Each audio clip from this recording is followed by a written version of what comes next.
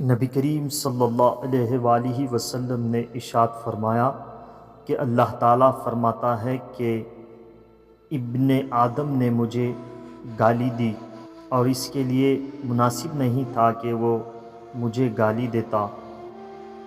اس نے مجھے جھٹلایا اور اس کے لیے یہ بھی مناسب نہیں تھا۔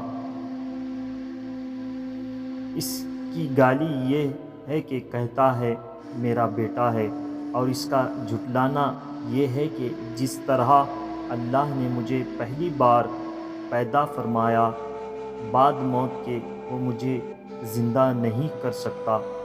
کتاب صحیح بخاری، حدیث نمبر 3193۔